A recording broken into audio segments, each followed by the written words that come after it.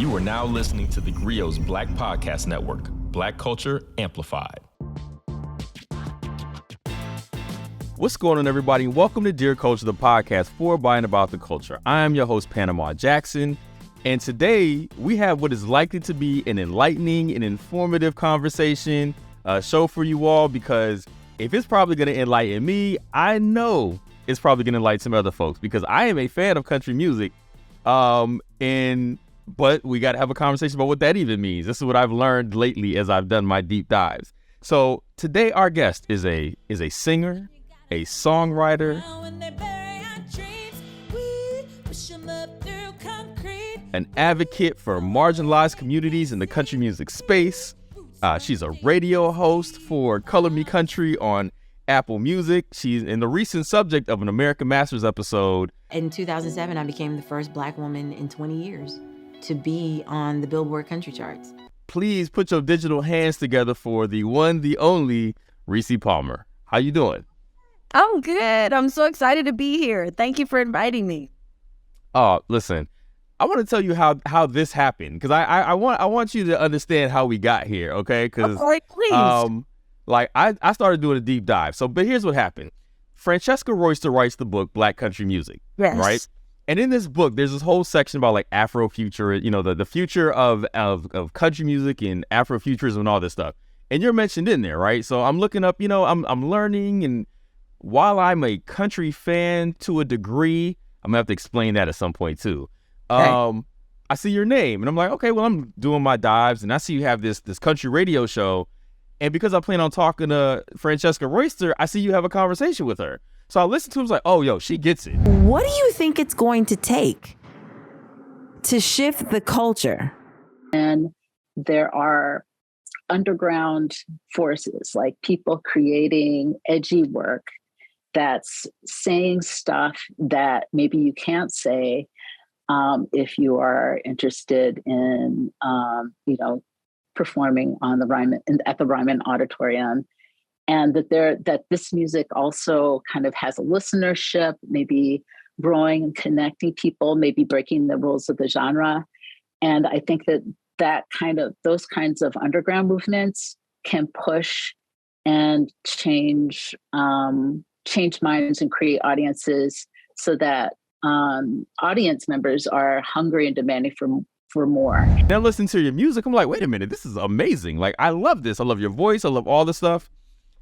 I watched the American Masters documentary because I'm thorough about my research.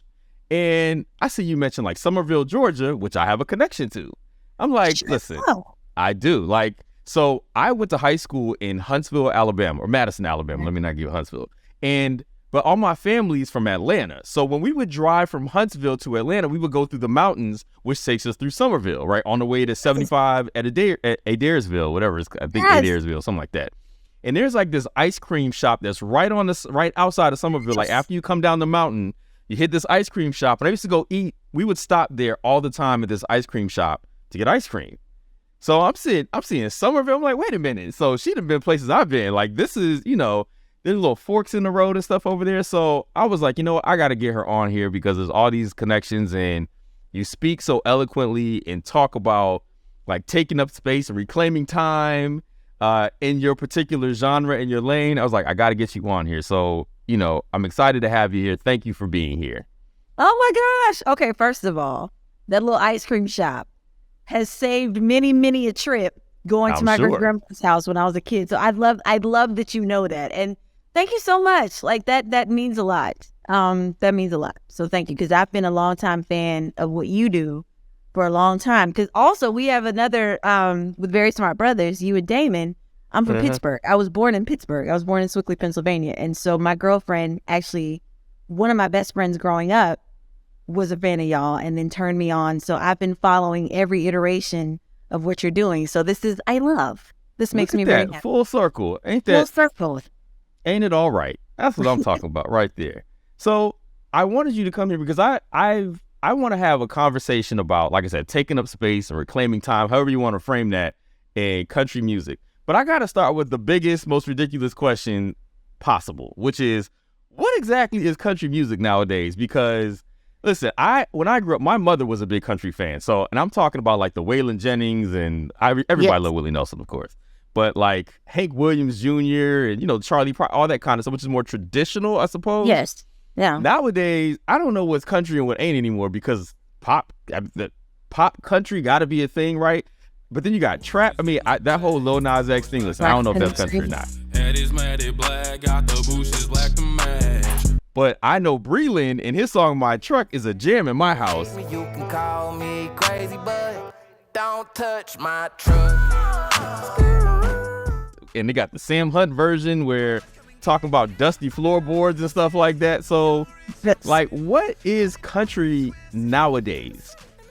Well, first of all, this conversation is a conversation that happens probably every 10 years, every 10, 15 years in the genre as it evolves and starts to bring in other genres and other elements of other music into it. But I think country music comes down to the basics of what it's always been, which is these very simple yet complex stories about very simple things, like very simple life.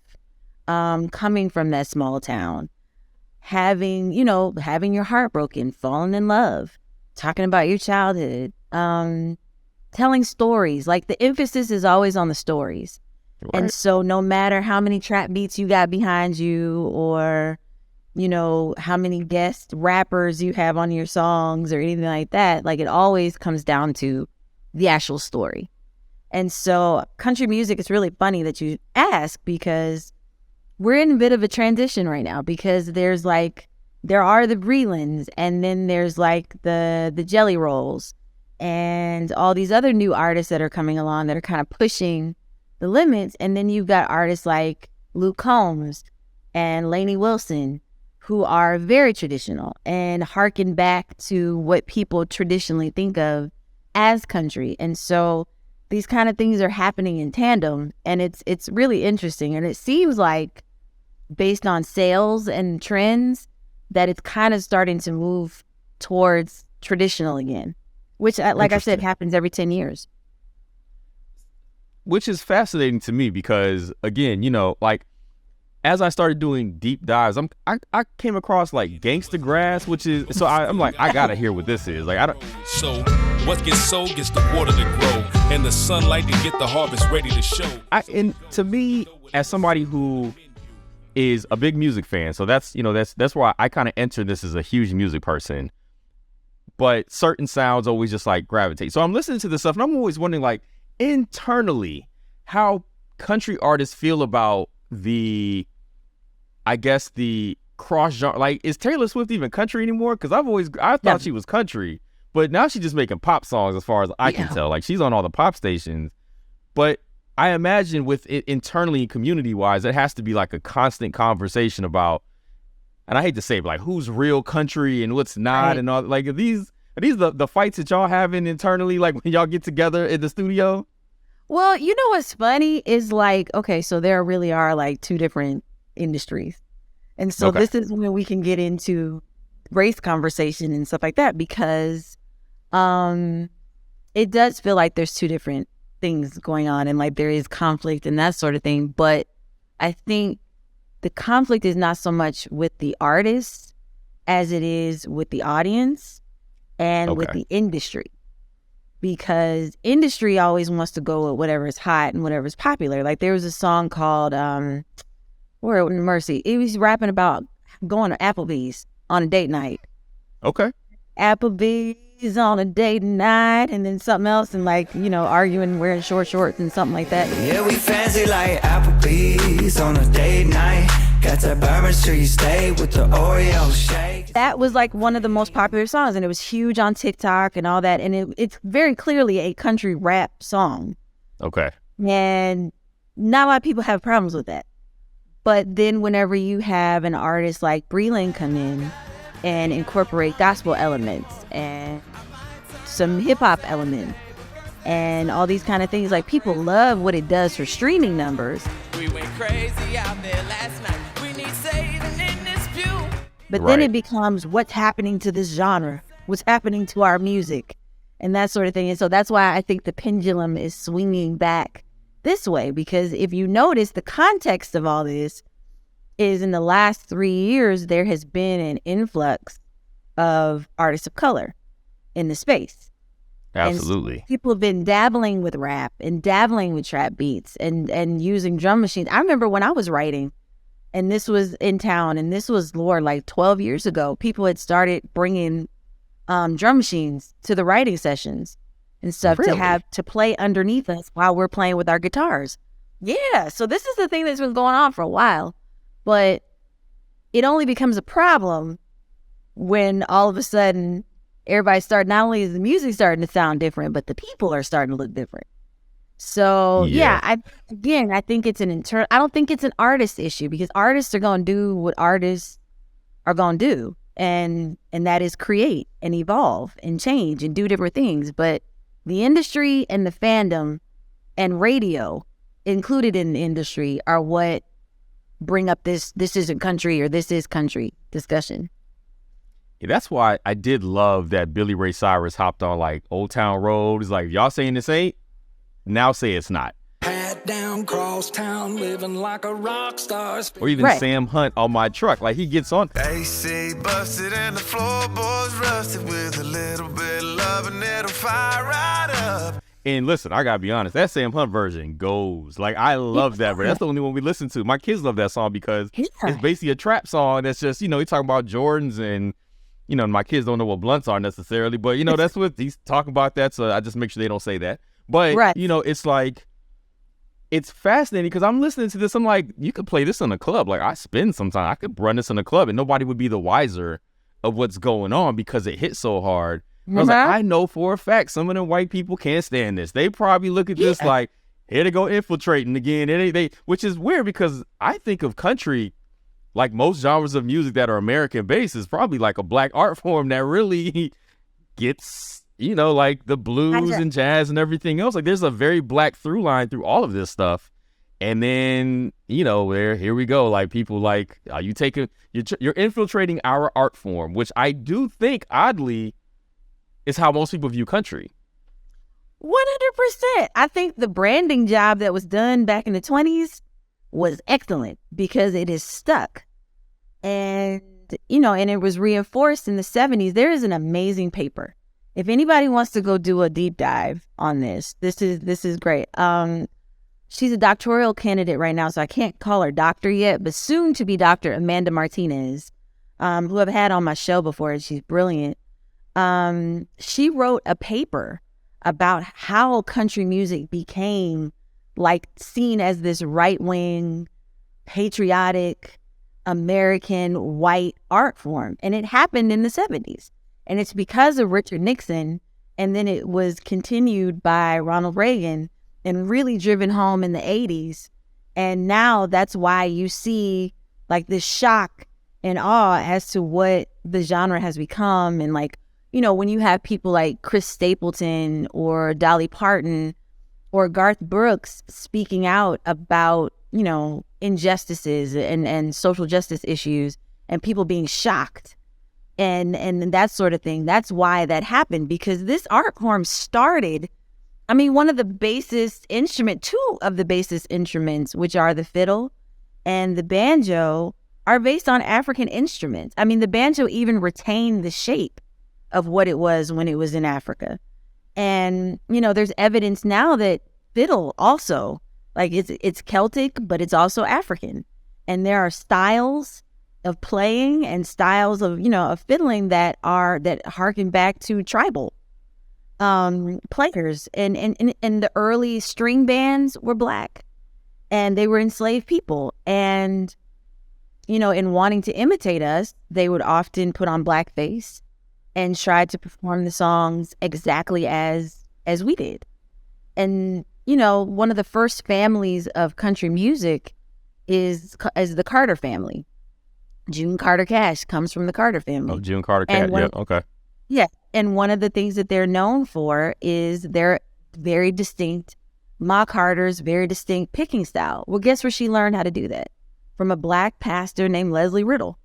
And he was the A&R person. Like, in the Country Music Hall of Fame, there are lyrics in the hall, and it says, "Let the circle be unbroken." Guess what "Let the Circle Be Unbroken" is?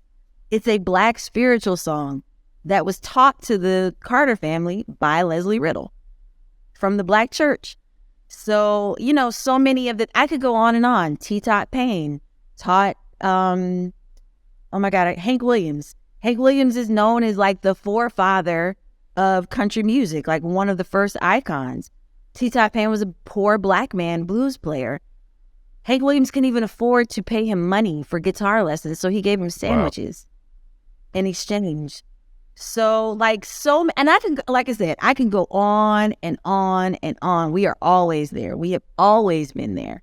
But because of marketing and because of, you know, musical redlining, things are the way that they are now and the way that we see them. Absolutely. All right, we're going to take a real quick break here on Dear Culture. We're going to come back and talk more about the musical redlining and everything you just said, because it was all fascinating and I'm learning so much. So stay tuned here on Dear Culture. The 80s gave us unforgettable songs from Bob Marley, De La Soul, and Public Enemy. I'm a black man, and I can never be a veteran. Being Black the 80s is a podcast docuseries hosted by me, Touré, looking at the most important issues of the 80s through the songs of the decade. A decade when crack kingpins controlled the streets, but lost their humanity. You couldn't be like no soft, smiling, happy-go-lucky drug dealer. You had to suppress that. It was a time when disco was part of gay liberation. It provided the information to counter narratives that were given to gay people by the straight world. This is the funkiest history class you'll ever take. Join me, Touré, for Being Black the 80s on the GRIO Black Podcast Network or wherever you listen to podcasts.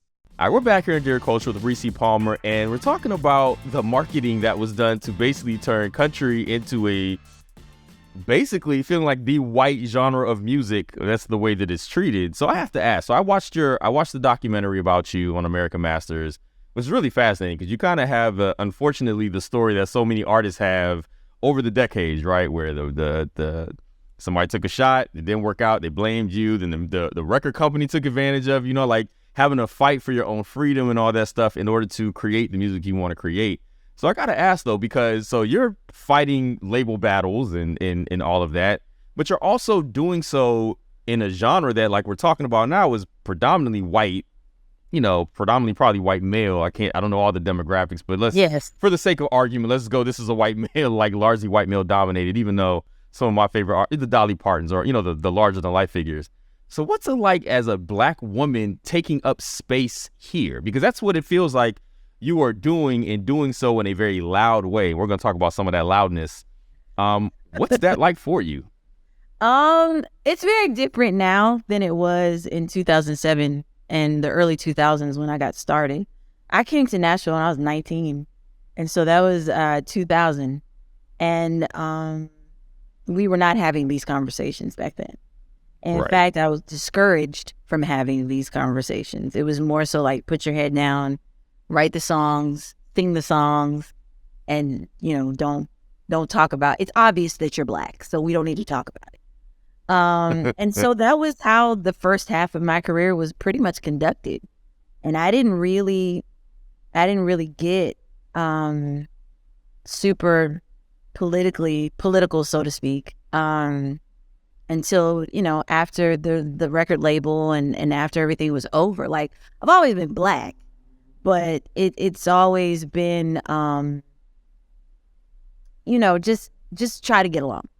And so I would describe the whole experience in the very beginning as like, if you've ever been the only Black person in a situation, like in school or, you know, at your job or anything like that, and it's something that, you know, you're doing something that you love. And so you and all the people that you're there with have that in common. And, you know, you probably have a lot more in common with those people than you think that you do. But there is this one thing, this thing where, you know, politically you might be different or racially you're different. And so it was, for me, trying really hard to be myself, but also fit in and try to figure out how to do those two things simultaneously. Like, I've always worn my hair natural, so there's no straight hair Rissi, like long Barbie doll hair Rissi. There's not that. And then like, you know, I've always, like, one of the things that I always wanted to do was to be, at the time, Ebony and Jet and Vibe magazine and all that kind of stuff. I wanted to be in those magazines because those are the magazines that were like, that's famous to me. When you're in Jet, you're famous. Right. When you're in Jet Ebony is and definitely making it. Yes, you're famous. And so, like, those are the things I was excited. I was excited about Country Weekly, but I was really excited when I was in Jet.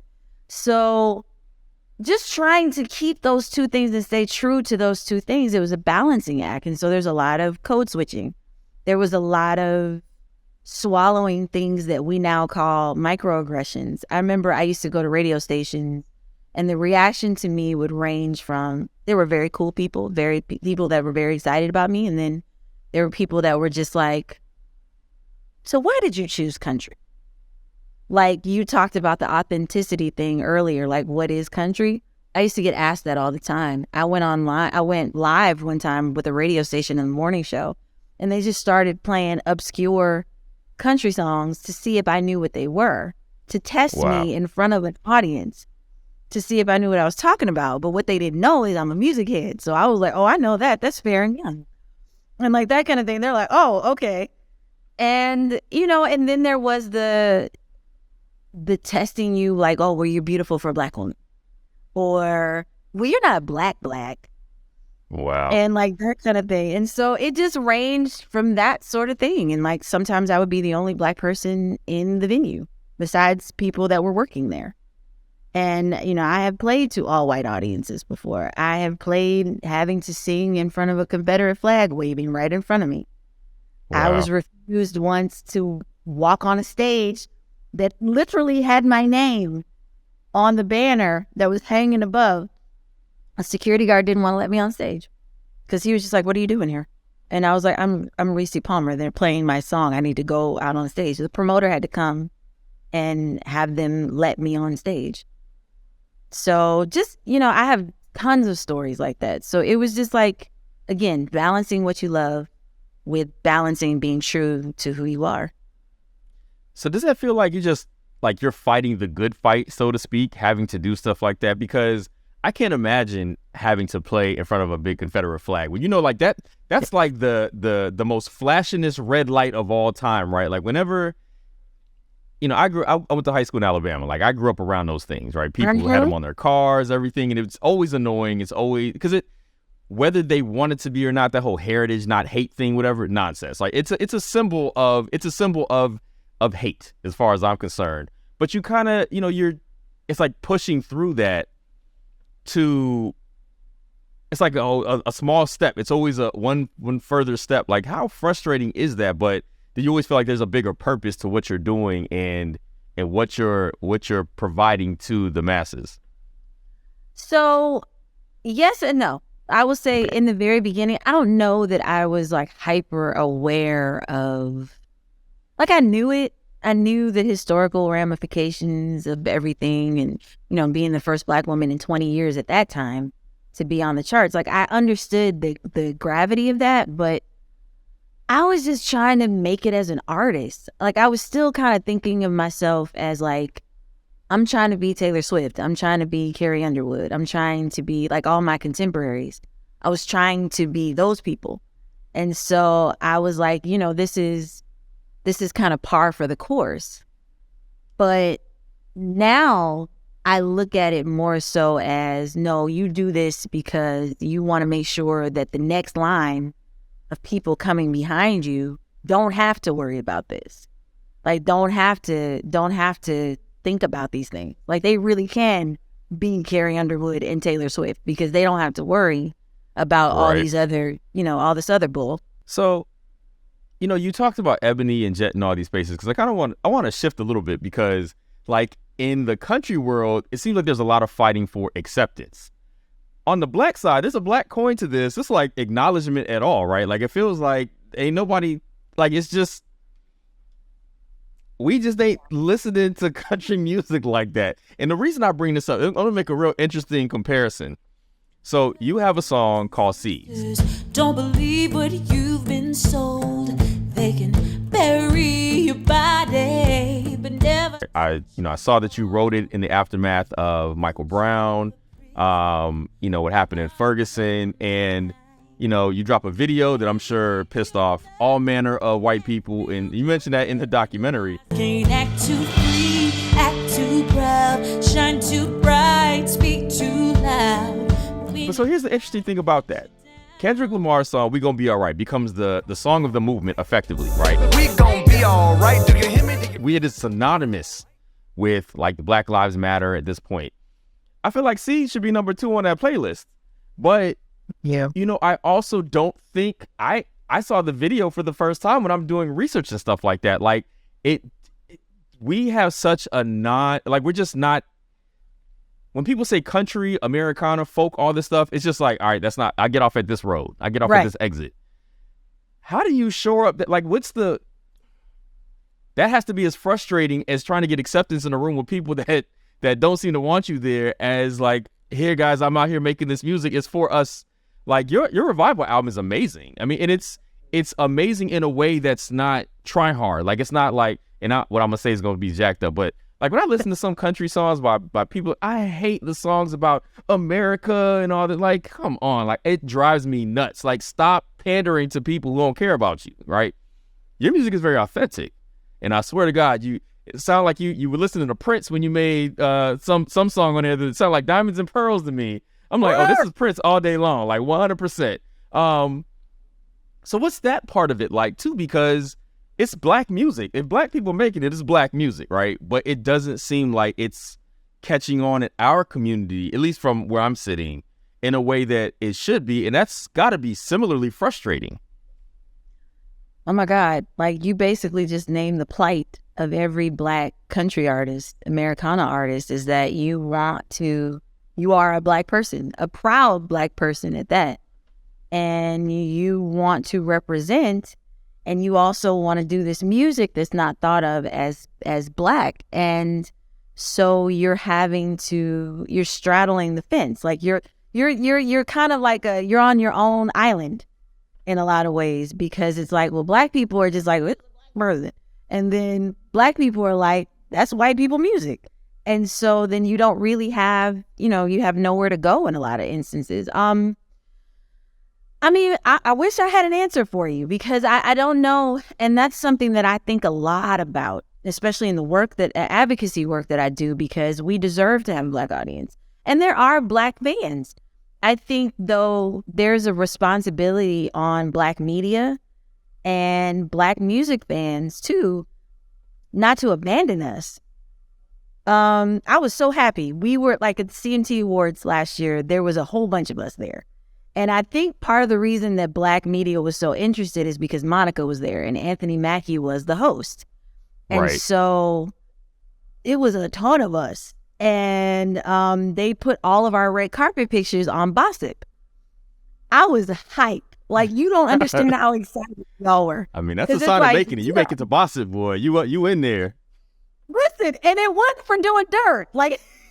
Right. Like, I had to be caught up in controversy in order to make it on to Bossip. And it was just like, this makes me so happy. And I made a post about it. I was just like, it makes us happy to be a part of Black media and to be a part of Black culture as we are, because we're Black too. And this is another way of being. This is just we're multifaceted people. So I think the responsibility is on white people in the industry to make the venues feel safe and to make the music feel safe. And then I also think it's on Black people too to like open your mind, expand your horizons, and know that, not all of us are, like you said, like there are the patriotic songs, there are the, America F yeah. And then there's also the songs about, like Willie Jones' record, American Dreams, is one of my favorite records. Proud to be a Black man, living in the land of the brave and the free. Yeah, I'm all American, and that American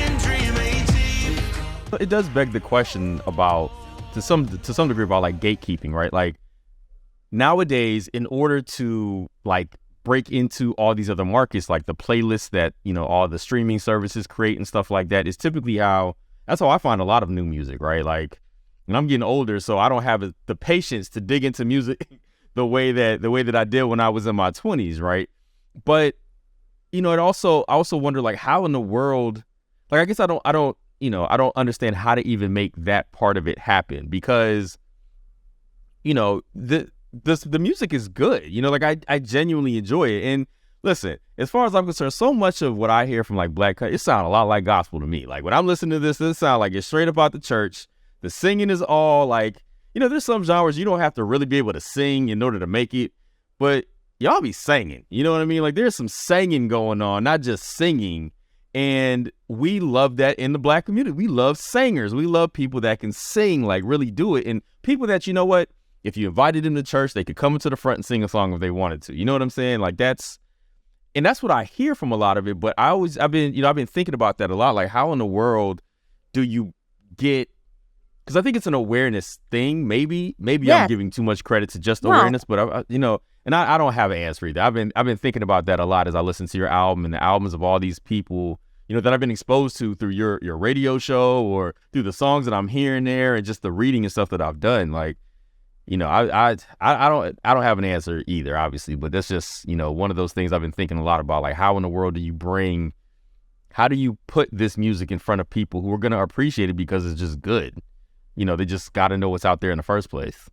Well, first of all, I think things like this are important. Like, I'm really grateful for you having me on the show, because this is a platform where, you know, there are other Black people, and you can and you can hear me and know that I I am, right, and that and we can have these conversations. I think the first thing, it most definitely is awareness.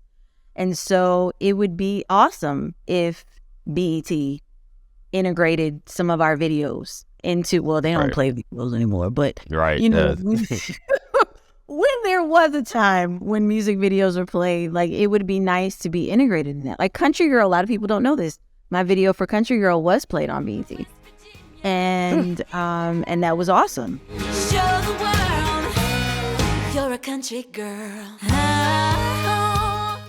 And, you know, Jimmy Allen was just nominated for Best New Artist at the NAACP Awards. That's something. That's really special. Kane Brown played at the BET Awards. That's special. That's important. Okay, so now next year, invite more of us. And maybe think about making a category. Like, we have to be welcomed into the spaces as well. Right. Like, it's not just a matter of just showing up and being like, hey, y'all, I'm country. Take a picture. Like, it would be nice to be invited. It would be nice to be invited into the conversation. So fair enough. I think that's the first, that's one of the steps for sure. Absolutely. All right, we're going to take another break here. When we come back, we got more with Rissi Palmer. All right, welcome back to Dear Culture. I'm here with Rissi Palmer, and we're talking about basically race and country music. I mean, that's what we've been talking about, like the elephant in the room, right? Even, I mean, it's like, yeah, the elephant in the room in a lot of these conversations. Yes.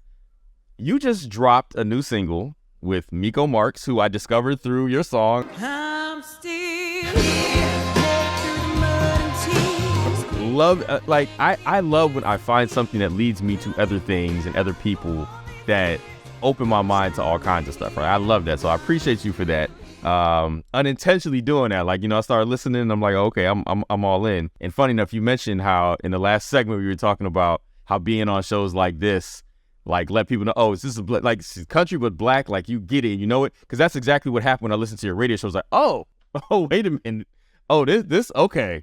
That's why I said earlier, she gets it. All right, this is, you know, and not that I would assume that you wouldn't, but it's just like, you don't know what you don't know. Like, I don't know what conversations are happening, but then I listen to the episodes, I'm like, oh yeah, okay. All right. 100% there. So, you know, you're right about that. Like spaces that promote music and all this other, and have these conversations, need to be having full conversations about all of the music, you know, not just, so yeah, I'm with you. But anyway, back your new single, I'm Still Here. Love it. Love watching some of the recording in the American Masters thing, like of the the creation and all that stuff. Like, so is it? So I'm assuming this is probably going to be coming out on an album soon or something like that. Like, so the last album was 2019. Revival was 2019, right? Yes. So what you been doing in the meantime? What you been doing? Well, I was one of those artists that had the misfortune of releasing an album in October of 2019, thinking that I was going to be touring in 2020. And then, the whole world fell apart. And I started Color Me Country radio during the pandemic. Fascinating show, by the way. I've learned so much listening to those episodes. It's at the point where I just listen to the episodes. I've been going through the playlist. Like, let me just listen to this stuff because I'm learning so much and I'm really enjoying it. So good job. I love that show. Thank you so much. Like, actually, the playlist is probably my favorite part, is putting the music together for the show.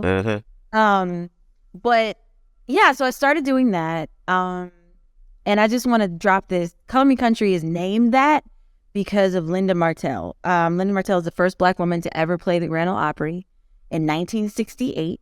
And she is also, to this day, the highest charting Black solo female artist on the Billboard Country charts. And that is at 22. And that was 1968. And then after her is Mickey Guyton. And then after her is me.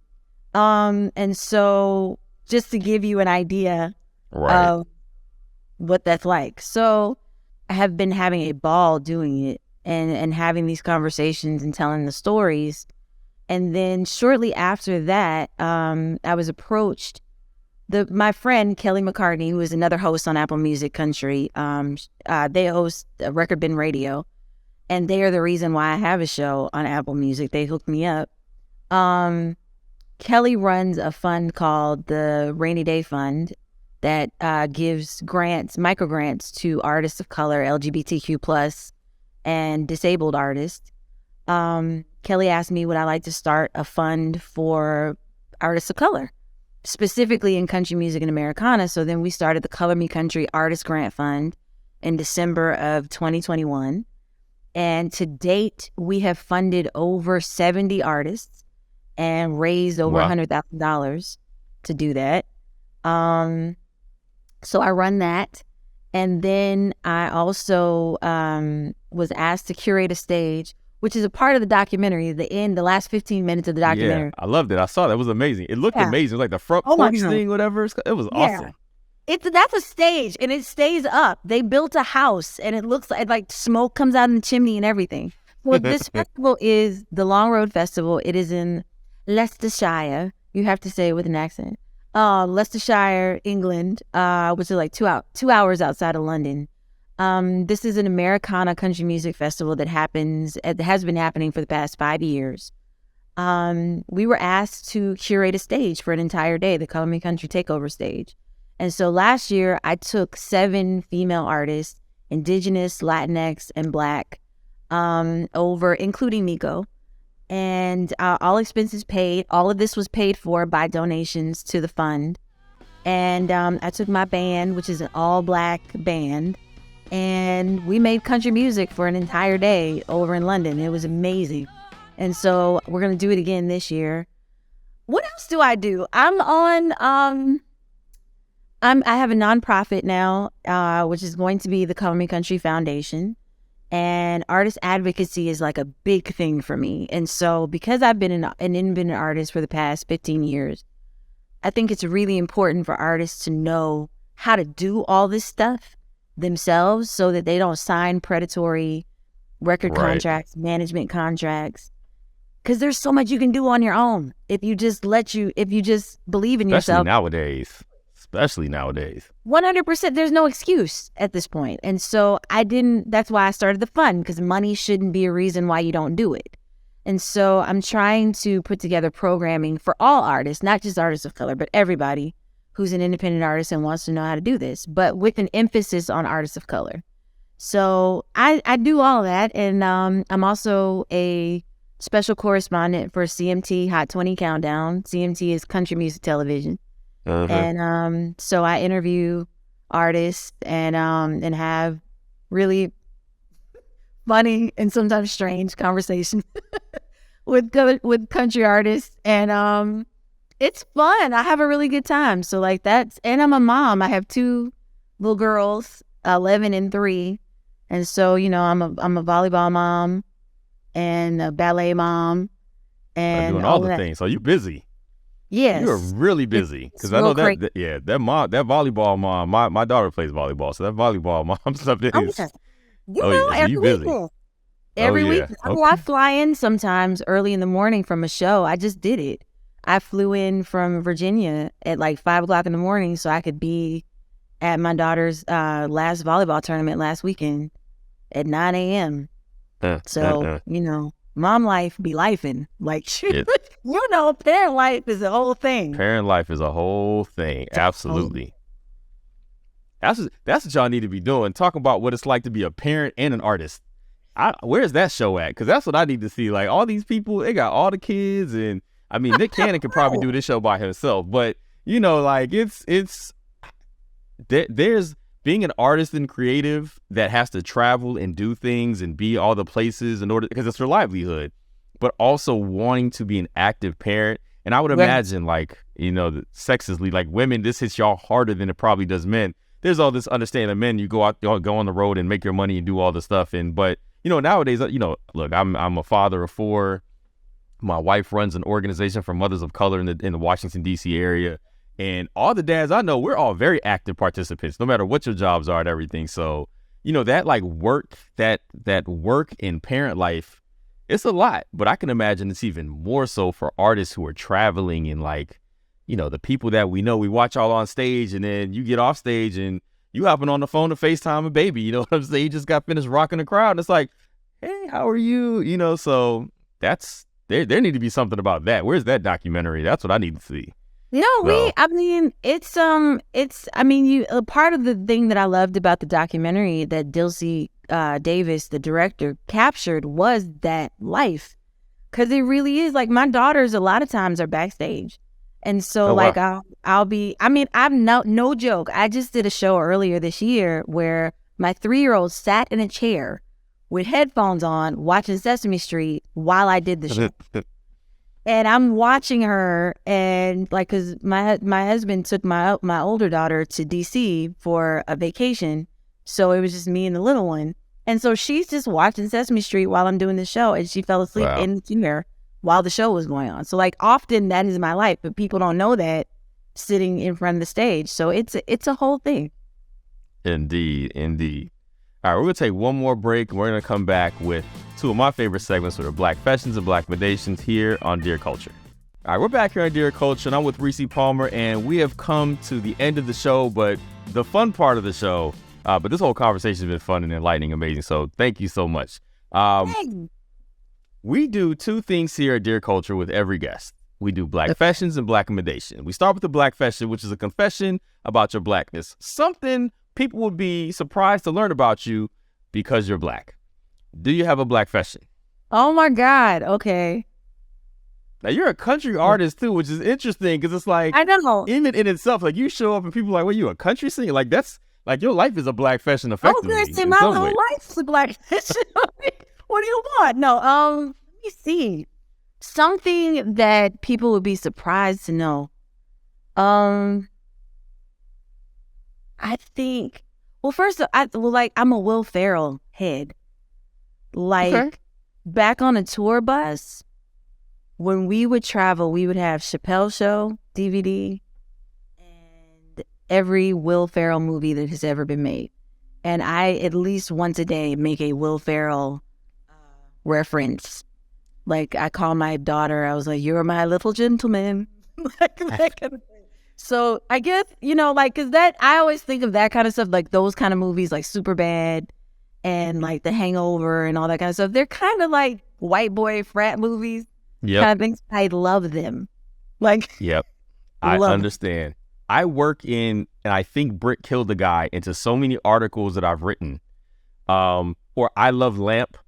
Like I throw that and I tell everybody that my apartment has many leather-bound books and smells of rich mahogany, like I did all the time. So I have leather patches on my jacket. Yes, Yeah, and my favorite is "Don't Put That Evil on Me, Ricky Bobby." Like that's the, we tell that to people anytime somebody does something crazy.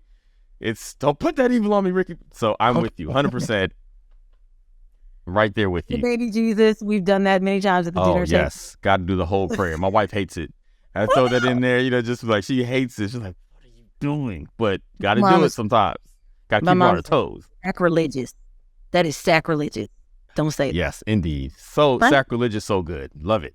So, all right. Well, so to counteract sometimes what could be for some people bad black fashions, we also do Black Recommendations, which is a recommendation about something by, for, and about Blackness, Black culture, the community. Anything you're up on or interested? Do you have a Black recommendation for us? I do. I mean, I have two. I'm looking over at my bookshelf. Like, I read a bunch of things at the same time. So, two things. I'll give you two. One is the Color Me Country Artist Grant Fund. This is to help us continue to normalize Black people in Americana country music and bluegrass spaces. So, it doesn't have to, you don't have to give me $10,000, although I would love it if you gave me $10,000. I'm sure. No, but if, it's sometimes people just donate $10 and that's amazing and it's wonderful and it goes directly to artists.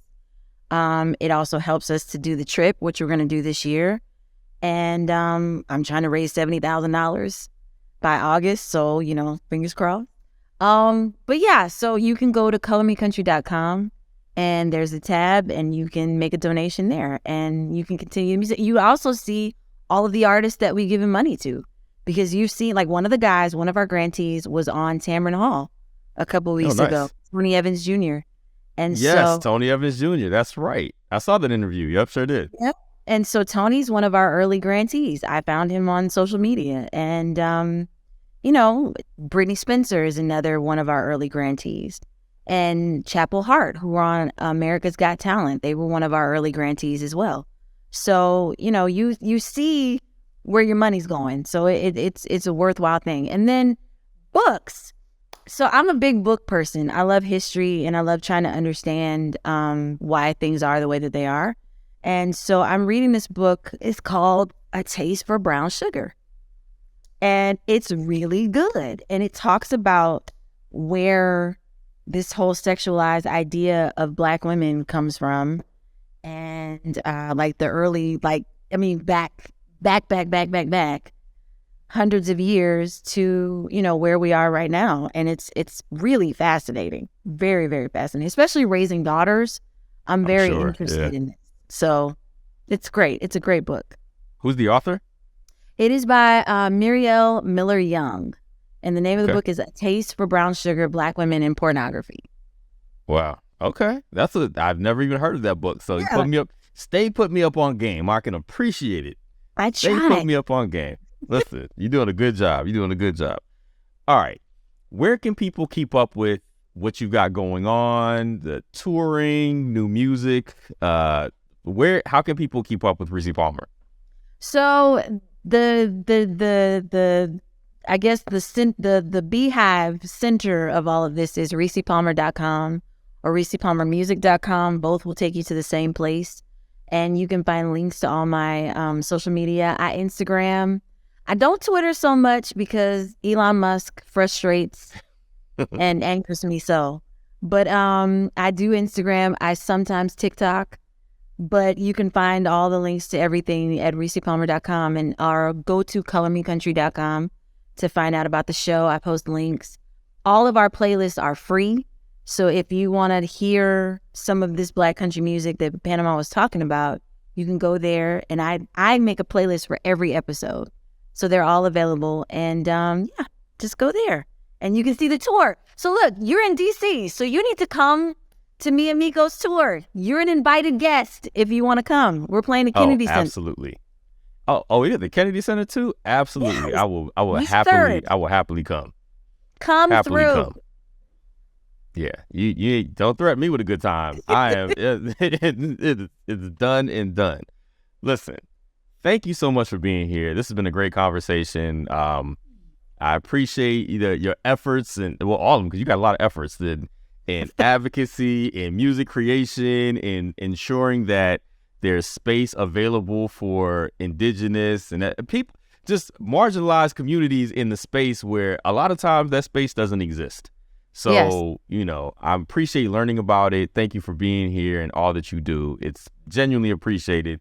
And I love learning. And I learned a lot here. So thank you, thank you, thank you.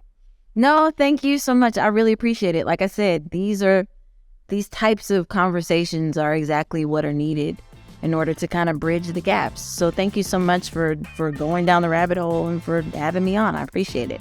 And thank you to everybody for listening to Dear Culture, which is an original podcast of the theGrio Black Podcast Network.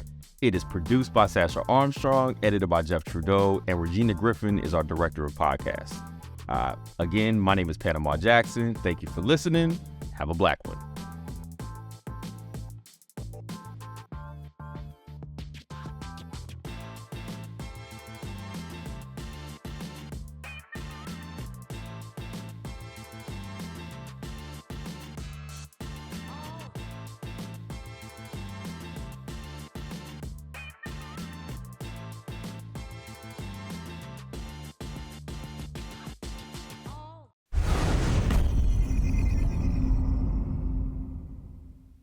The 80s gave us unforgettable songs from Bob Marley, De La Soul, and Public Enemy. I'm a black man, and I can never be a veteran. Being Black the 80s is a podcast docuseries hosted by me, Touré, looking at the most important issues of the 80s through the songs of the decade. Can I have another hit? The dope man stand up. I don't give a decade when crack kingpins controlled the streets, but lost their humanity. You couldn't be like no soft, smiling, happy-go-lucky drug dealer. You had to suppress that.